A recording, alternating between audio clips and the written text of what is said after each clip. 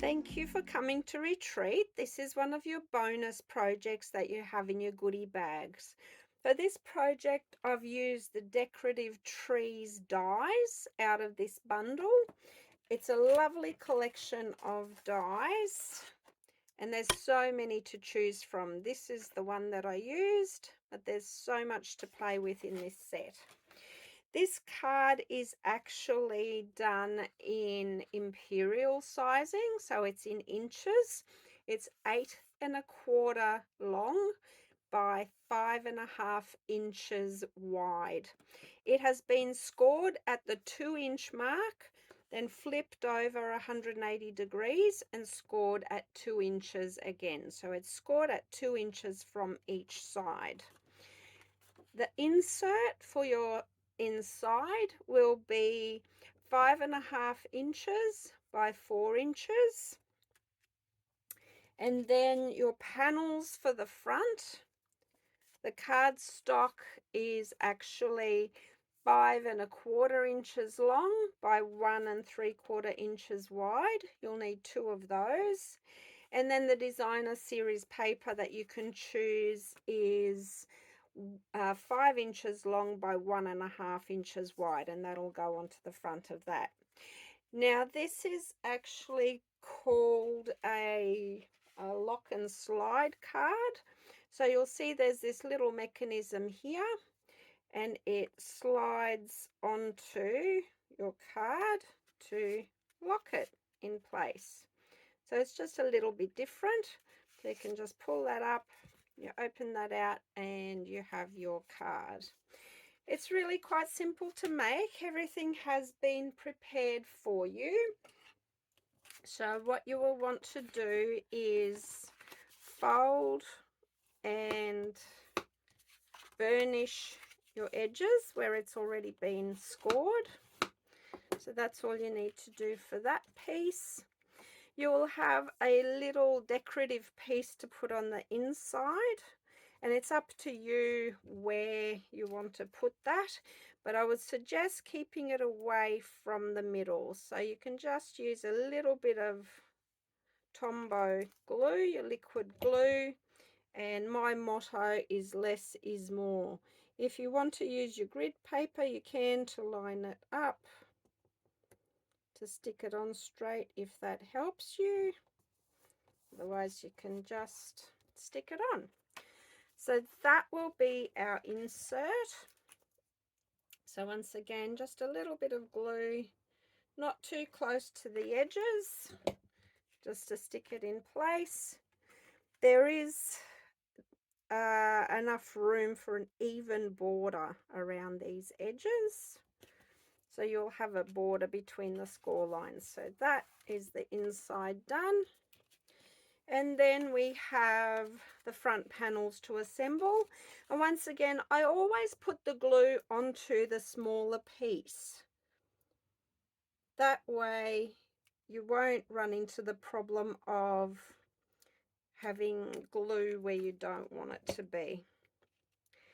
This cardstock is directional, so just make sure that your baubles are facing up the right way.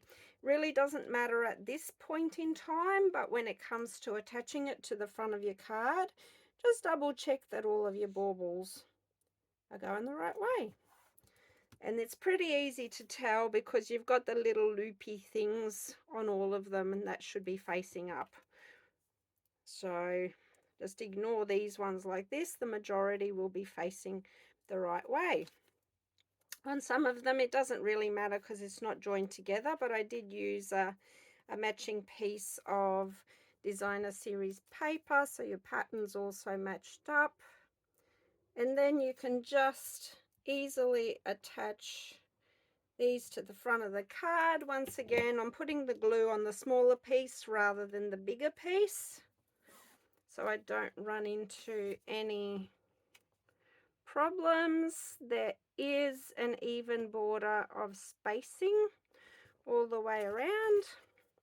So the way I get my spacing even is I hold it up on one side. I hold the bit that I'm gluing on one side, And then I sort of line it up on the other 3 sides, and I eyeball that to get my spacing even. Then I've got a little bit of wiggle room still if I need to make some adjustments before I glue it together.